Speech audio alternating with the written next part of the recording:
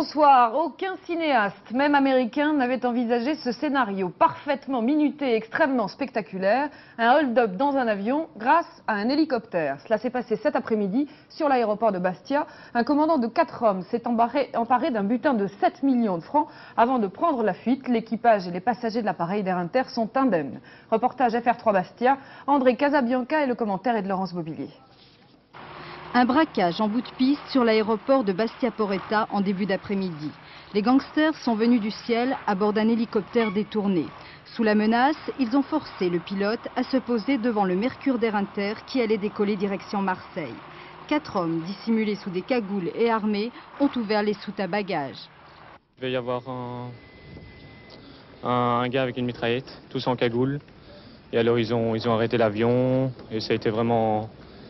en 2 minutes. On allait partir, l'avion allait prendre son envol et juste au dernier moment, l'avion a stoppé net. On n'a pas su ce qui se passait et environ 2-3 minutes après, il y a le commandant de bord qui nous a expliqué qu'on venait juste de se faire braquer par des gens cagoulés et qui avaient dérobé des objets de valeur dans la soute à bagages à l'arrière de l'avion. Le butin des sacs postaux contenant 7 millions de francs. En quelques minutes, billets, devises et chèques se sont envolés. L'équipage de l'avion n'a pas voulu faire de commentaires. L'hélicoptère a été retrouvé sur une plage à 50 km de Bastia. Son pilote a été libéré. Quant aux passagers du vol Bastia-Marseille, ils ont dû attendre la fin d'après-midi pour prendre à leur tour la voie des airs. Effectivement, plusieurs des passagers du Mercure d'Air Inter se sont envolés quelques heures plus tard vers Marseille. Voici un témoignage recueilli sur place par Jean-Louis Vincent. Le capitaine nous annonce qu'on allait décoller en 2 minutes. Il allait annoncer la température à Marseille, il s'est tué d'un seul coup. On a entendu un grand boom, on s'est dit c'est peut-être un oiseau, je sais pas quoi. Et 5 minutes après, le capitaine nous a dit qu'en fait on avait été victime d'un braquage, d'un hélicoptère qui s'était posé, qui l'avait menacé. Et, enfin, en 1 minute c'est fini, on n'a rien vu. Voilà. Quelle était l'atmosphère à bord de l'appareil? Détendu, détendu. L'équipage était hilar. Ils étaient surpris un peu par le... C'est tellement exceptionnel ce qui est arrivé que tout le monde était détendu. Oui. Pas de panique? Aucune, mais on avait eu le temps de rien voir, j'imagine. À l'étranger, des militaires pour protéger les convois humanitaires, des inspections dans les camps de prisonniers. Voilà les 2 résolutions que le Conseil de sécurité de l'ONU devrait logiquement adopter demain soir concernant la Bosnie-Herzégovine. 2 résolutions qui prouvent la mobilisation diplomatique importante depuis quelques jours autour de ce dossier. Jean-Marc Pitt. La mobilisation diplomatique internationale semble avoir déjà obtenu quelques résultats. Selon le Haut Comité pour les réfugiés, les convois routiers de ravitaillement humanitaire parviennent à nouveau en Bosnie-Herzégovine depuis le week-end dernier. L'adoption hier soir par le Conseil de sécurité des Nations Unies d'un projet de résolution ne pourra que renforcer cet effet. Il prévoit l'utilisation de la force pour acheminer l'aide humanitaire en Bosnie. Si le texte est voté demain, l'OTAN et l'Union de l'Europe occidentale devront trouver les moyens militaires de le faire appliquer.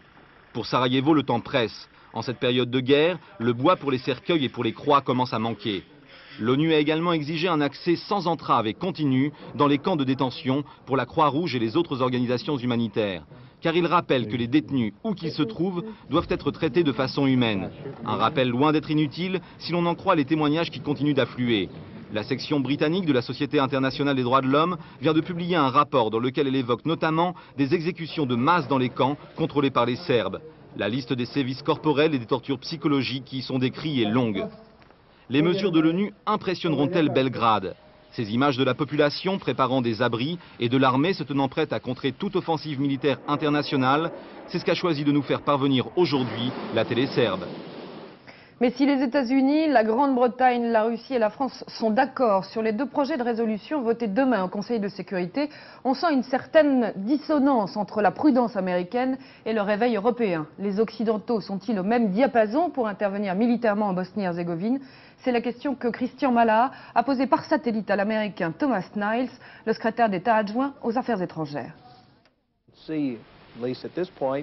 Any divergence between the United States and France over the possibility that at some point, in order to implement this United Nations resolution, force might be applied. I certainly don't have the impression that the government of France is anxious to see the use of force any more than the United States government wishes to see that. En Europe, en revanche, après la déclaration hier de Jacques Delors et de Simone Veil, on envisage de plus en plus l'éventualité d'une intervention armée en Bosnie. La classe politique française elle-même semble d'accord pour cette solution. Jacques Chirac l'a affirmé aujourd'hui à nos confrères du Monde et Laurent Fabius a demandé une intervention militaire très précise, une intervention aérienne. Réaction dans le même sens du centriste Bernard Stasi. On écoute tout d'abord le premier secrétaire du PS. Plusieurs types d'actions sont parfaitement possibles. Des bombardements aériens sur des cibles militaires serbes. Il est criminel que ceux-ci puissent continuer à massacrer impunément. Des contrôles beaucoup plus étroits aux frontières pour faire appliquer strictement l'embargo. L'organisation de la conférence de Londres dans quelques jours, afin que celle-ci débouche sur des décisions concrètes qui ne soient pas l'acceptation du fait accompli de la Grande Serbie. Enfin, pourquoi ne pas engager une enquête internationale immédiate sur les exactions commises et l'examen d'un jugement des dirigeants serbes pour crimes contre l'humanité? Je crois qu'il est temps que l'ONU, la communauté européenne, les États-Unis cessent de se renvoyer la balle et qu'une intervention forte permette d'acheminer les convois humanitaires et aussi de prendre le contrôle des camps de détention. Et c'est à la France, me semble-t-il, si les autres pays hésitent, à prendre l'initiative et à essayer de rassembler autour d'elle tous ceux qui sont enfin décidés à agir. Et justement, toujours sur le dossier de l'ex-Yougoslavie, on l'a appris en fin d'après-midi, Roland Dumas s'exprimera le 18 août prochain devant la Commission des Affaires étrangères à l'Assemblée nationale. Alors Christian Mallard, on le voit, la diplomatie internationale se mobilise sous la pression des opinions publiques, mais est-ce que les diplomaties se mobilisent vraiment en fait ? Écoutez, je crois que pour l'instant, Lise, il y a beaucoup de rhétorique et peu d'action. Les chancelleries occidentales savent que pour protéger la population bosniaque, pour protéger l'acheminement de l'aide humanitaire à ces populations, il faudra à peu près 100 000 hommes à Sarajevo, la capitale, et 500 000 hommes pour toute la Bosnie. Ça fait 600 000 hommes. Alors pour l'instant, on n'en est certainement pas là. Alors il y a eu ces images, bien entendu, qui ont frappé les consciences, frappé les esprits. On les a vues partout à travers le monde. Alors naturellement, les hommes politiques suivent l'émoi de leur opinion publique. Et aujourd'hui, par exemple, on voit aux États-Unis que M. Bush, qui était quand même bien réservé jusqu'alors, commence un petit peu à bouger, mais sans grande conviction, car aujourd'hui, c'est vrai qu'il est en période électorale et qu'il a la pression du Parti démocrate qui pousse à l'action, et puis il y a aussi toute la pression de son opinion publique, puisque 53% des Américains interrogés souhaitent une intervention beaucoup plus musclée de la part du président américain. Alors vous-même, vous le dites, les États-Unis sont assez prudents, ça veut dire que l'Europe devra absolument prendre le leadership dans les jours à venir ? Je crois que oui, et pour l'instant, les seuls qui aient accepté d'envoyer des troupes au sol, ce sont les Français et les Italiens. Les Américains, pour l'instant, n'ont pas donné leur réponse. Ils se contentent de parler. Alors, c'est vrai, je revenais à ce que disais à l'instant. On est en période électorale. Il y a la pression du Congrès à majorité démocrate qui pousse M. Bush à faire des coupes sombres dans le budget de la défense et à réduire les troupes américaines en Europe. Donc, c'est pas dans ce contexte-là que M. Bush va vouloir une intervention musclée, d'autant plus que le président américain pense qu'en engageant ses troupes en Bosnie, il s'enliserait peut-être dans un nouveau Vietnam. Et je crois qu'il est beaucoup plus facile pour M. Bush de s'occuper de ce qui est stratégiquement important pour lui, à savoir de l'Irak, de Saddam Hussein, de ce qui représente le pétrole, avec tout l'enjeu stratégique que cela revêt. Mais certainement pas la Bosnie-Herzégovine. Alors on a quand même l'impression, aux États-Unis comme en France, que maintenant l'adversaire est clairement désigné. Dans les chancelleries, tous les diplomates que vous interrogez vous disent que toutes les différentes communautés, qu'elles soient serbes, croates, bosniaques, ont leurs responsabilités. Mais c'est vrai que celui qui est au banc des accusés aujourd'hui, ceux qui sont au banc des accusés aujourd'hui, ce sont les Serbes. Que leur reproche-t-on? On leur reproche simplement de vouloir construire, de faire une grande Serbie sur les ruines de ce qu'est l'ex-Yougoslavie, dont, je crois qu'il faut le rappeler, Tito était quand même quelque part le ciment. Et c'est un vrai problème, c'est un vrai casse-tête pour toutes les chancelleries, un problème difficilement négociable. Merci Christian. Ce que craignent les Occidentaux, c'est une dérive du conflit dans tous les Balkans, et notamment dans les républiques de l'ex-Yougoslavie où règne encore le calme. C'est le cas au Kosovo. Depuis des années, une minorité serbe et une majorité albanaise cohabitent dans une haine solide, mais jusqu'alors il n'y a pas eu d'affrontement. Le leader de l'opposition albanaise refuse en effet cette logique. Reportage de nos envoyés spéciaux sur place, Hervé Guéquière et Michel Anglade qui l'ont rencontré. Il y a 2 ans, le président Milosevic supprimait l'autonomie du Kosovo. Résultat, 10% de Serbes imposent leurs lois, leur pouvoir à 90% d'Albanais. Très largement majoritaires, les Albanais accusent les Serbes de colonialisme et veulent un nouveau Kosovo. Absolument indépendant, pas sous la dominance d'aucune autre république, ni en confédération, mais comme un État indépendant comme les autres dans l'ex-Yougoslavie. Les Albanais affirment que le Kosovo est leur terre d'origine, les Serbes rétorquent « Le Kosovo, c'est le berceau de notre civilisation ». Cette région est depuis des siècles et sera dans le futur une partie intégrante de la Serbie et de la République fédérale yougoslave. Pour des raisons historiques, pour des raisons de tradition et des raisons politiques. La résistance albanaise est incarnée par cet homme, Ibrahim Rugova. Il a 46 ans, écrivain et leader de la LDK, la Ligue démocratique du Kosovo. En mai dernier, Rugova a été élu président de la République du Kosovo lors d'élections illégales, plébiscitées par 95% de votants albanais. Rugova veut éviter l'épreuve de force avec les Serbes. C'est pas possible d'avoir ici une guerre comme en Bosnie ou en Croatie parce que d'un côté nous avons l'armée yougoslave, les polices serbes, la population serbe très armée. D'autre côté, les Albanais sans aucune défense, sans aucune force de police. Il est possible de se dérouler seulement un massacre sur les Albanais. Les Albanais ont également élu clandestinement 130 députés. Cette petite maison leur sert actuellement de parlement, mais ils ne peuvent même pas se réunir au complet. Parmi les députés, certains sont beaucoup moins modérés que Rugova. Le combat du nationalisme serbe est total. Et notre guerre aussi est totale. Dans les domaines économiques, culturels, politiques. On nous impose ce combat. Si un conflit est souvent évoqué, personne aujourd'hui n'ose mettre le feu aux poudres, ni les Albanais, ni les Serbes. La peur, une guerre balkanique qui franchirait les frontières de l'ex-Yougoslavie, premier pays concerné, l'Albanie, qui n'accepterait pas un massacre au Kosovo. En Afghanistan, les combats entre factions moudjahidines ont atteint depuis 2 jours une rare violence. La ville est pilonnée par les fondamentalistes et les forces pro-gouvernementales ripostent. Des centaines de civils ont été tués en moins de 48 heures. C'est le triste résultat de plusieurs mois d'affrontements entre les différentes parties de la résistance afghane. Les explications de Jean-Paul Géroir. 25 avril dernier, la résistance afghane entre dans Kaboul. Effondrement du régime communiste et heure de gloire pour le commandant Massoud, le leader charismatique de la résistance afghane. Seulement, ni les combattants ni les civils n'ont eu le temps de savourer la paix retrouvée. La fragile unité de la résistance a aussitôt volé en éclats. Les différents partis se sont partagés les principaux quartiers de la ville, les ministères et les administrations.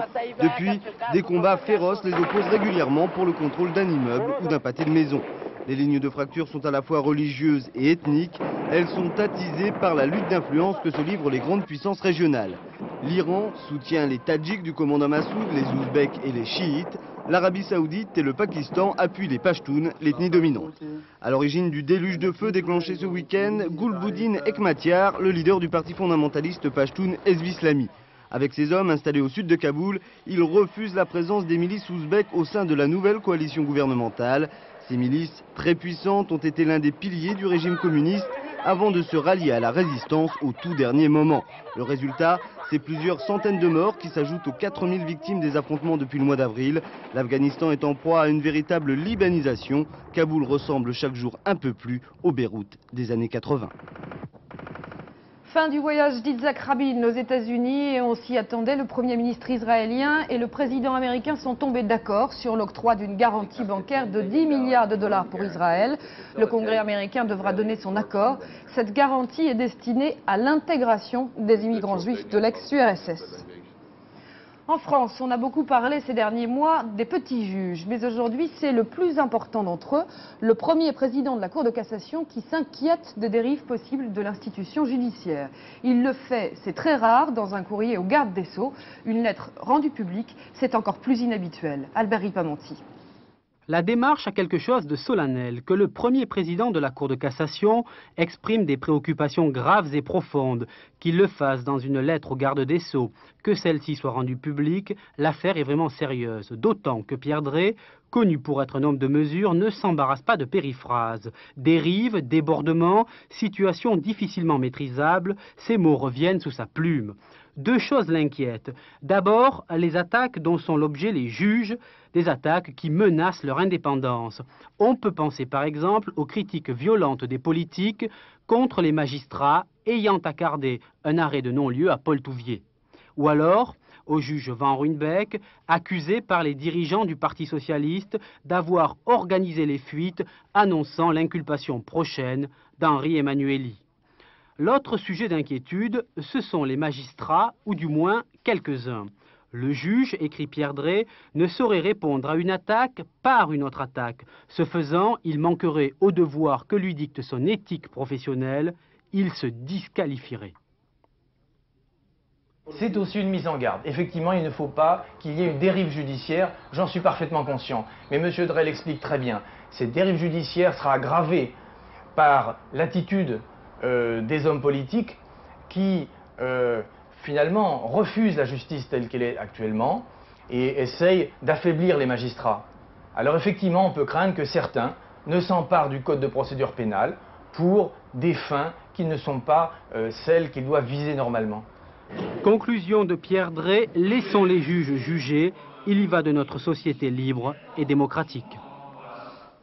La sécurité routière n'a pas vraiment l'habitude de donner des chiffres optimistes en plein cœur de l'été. Elle vient pourtant d'annoncer la baisse de 20% du nombre de morts. Une nette amélioration obtenue grâce à la limitation de vitesse à 50 km/h en ville. Mais une exception confirme malheureusement la règle. Strasbourg, où la municipalité avait pourtant pris de l'avance, le bilan des accidents n'a pas vraiment été amélioré. Le reportage sur place de Laurent Mazurier et Luc Fournier. Contrôle radar cet après-midi, boulevard Price, en plein centre de Strasbourg. En l'espace d'une heure, seuls 4 automobilistes seront verbalisés pour excès de vitesse. Le record de l'après-midi sera réalisé par un motard à 81 km/h. Bref, les temps changent, car il y a 2 ans, sur cette même ligne droite, il y aurait eu plus de PV et des pointes de vitesse à 100 ou 105 km/h. La vitesse 50 km/h est instaurée depuis un certain temps à Strasbourg, mais depuis l'application de cette histoire de permis à points, les gens ont encore donné un coup de frein de plus. Résultat, le nombre d'accidents a baissé en 90 et 91. Et pourtant, Strasbourg aujourd'hui s'inquiète à nouveau, car la tendance est repartie à la hausse, plus 14% et déjà 10 morts pour les 7 premiers mois de l'année. Comme si les automobilistes reprenaient leurs vieilles et mauvaises habitudes, comme si Strasbourg payait aujourd'hui ses 8 mois d'avance sur le reste du pays dans l'application du 50 km/h en ville. Au cours de notre expérience et à l'analyse des accidents qui se sont produits ces dernières années sur Strasbourg, nous constatons que le facteur essentiel est généralement le refus de priorité, le changement important de direction sans précaution, l'imprudence des piétons et des deux roues, ensuite les problèmes d'alcool et arrivent enfin les questions de vitesse en tant que facteur subsidiaire, rarement principal, mais en tout état de cause toujours aggravant. Strasbourg lance donc aujourd'hui un avertissement au reste du pays. Croyez-nous, 20% de blessés et tués en moins sur 18 mois ne permettent sûrement pas de crier déjà victoire. Le problème des décharges sauvages se pose à nouveau après la découverte aujourd'hui de 3 camions remplis de déchets hospitaliers. Seringues usagées ou poches de sang, ces déchets venaient d'Allemagne avant que les douaniers n'interceptent le convoi près de Chalon-sur-Marne. Le reportage est signé Michel Barthen et Thierry Boudet. Vendredi soir, les douaniers de Chalon interceptent 3 poids lourds en provenance d'Allemagne. Ils sont chargés de ballots de plastique compressés comme celui-ci. Dans certains de ces ballots, ils trouvent mélangés à d'autres emballages en PVC ou en polystyrène des seringues et des poches de sang. Les camions sont immédiatement refoulés car la législation française ne permet pas l'importation de déchets issus de soins médicaux. Une plainte a été déposée au procureur de la République. Les chargements devaient être livrés ici, sur un dépôt de Fanières près de Chalon, appartenant à une société de récupération, la Sodex. Celle-ci affirme que tous les ballots de plastique proviennent des poubelles à tri sélectif des particuliers allemands. Depuis un mois, elle a d'ailleurs réceptionné plus de 80 chargements identiques. Ici, certains ballots de plastique sont destinés à la revente pour recyclage, mais d'autres sont ensevelis sur le site d'une ancienne gravière. C'est ce qu'ont pu constater sur place les agents de la DRIR, la direction régionale de l'industrie, de la recherche et de l'environnement, avertis par les douaniers. C'est la 2e infraction constatée. Mais là aussi, la Sodex argue de sa bonne foi. en mettant en avant un arrêté préfectoral de déclaration de stockage de 8000 m3 datant de 1988. Un arrêté non valable pour la DRIR, car l'enfouissement est une activité bien spécifique soumise au régime de l'autorisation préalable. Un procès-verbal a été dressé et le préfet devrait prendre prochainement un arrêté de fermeture administrative du site d'enfouissement. 2 médailles supplémentaires pour les Jeux Olympiques, 2 médailles d'or pour les chaînes publiques Antenne 2 et FR3 qui ont battu tous les scores d'audience pendant la retransmission des JO, avec notamment pour FR3 dimanche soir 7 millions de téléspectateurs. Et puis toujours dans la série des bilans, les Jeux peuvent payer les Jeux. Si les responsables d'Albertville l'avaient dit, ceux de Barcelone l'ont fait. Ils ont même 30 millions de bénéfices. Les explications de Jean-Paul Chapelle. Cette fois-ci, les Jeux ont payé pour les Jeux. À Barcelone, ils auraient rapporté 30 millions de francs à leurs organisateurs selon un bilan provisoire. Un bénéfice qui sera réparti entre la ville de Barcelone, la Catalogne et l'État espagnol. Au chapitre des recettes, les droits payés par les télés du monde entier ont représenté plus du tiers des sommes encaissées. 3,2 milliards de francs, c'est 3 fois plus que Jeux Olympiques de Los Angeles en 1984. Le sponsoring, lui aussi, a explosé, 2,8 milliards de francs. Et sur place, les organisateurs ont enregistré un nombre d'entrées record, des places qui valaient entre 40 et 2500 francs. Mais en Espagne, les Jeux Olympiques ont été l'occasion et le prétexte pour transformer la ville. Construction d'un port de plaisance, de 2000 logements, rénovation de l'aéroport. Les investissements en infrastructures se chiffrent à 50 milliards de francs, 7 fois plus que les dépenses engagées pour les sites sportifs. L'État s'est endetté, mais le pari financier de l'Espagne est clair, faire de Barcelone la métropole de l'Europe du Sud. Jazz à Marciac depuis 15 ans déjà, ce petit village du sud-ouest de la France et de 1500 habitants concilie avec bonheur gastronomie, bon vin et jazz. Un festival convivial qui regroupe chaque année plus de spectateurs. Le reportage est signé FR3 Toulouse. Au mois d'août, le jazz met le cap au sud-ouest et depuis 15 ans, Marciac a décidé de faire rimer swing et convivialité, comme le montrent ces images tournées à 4 h du matin la nuit dernière, juste après le feu d'artifice allumé par Didi Bridgewater et John Fadis.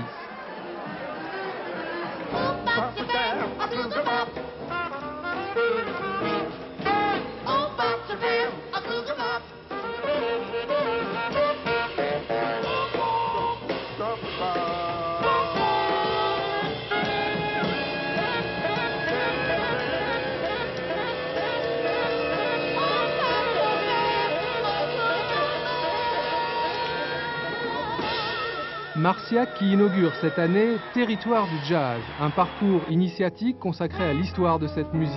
Une exposition visuelle et sonore unique en France qui sera ouverte toute l'année.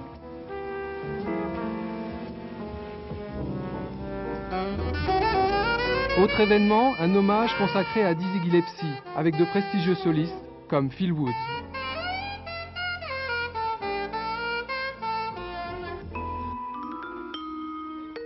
Suivi de Milt Jackson.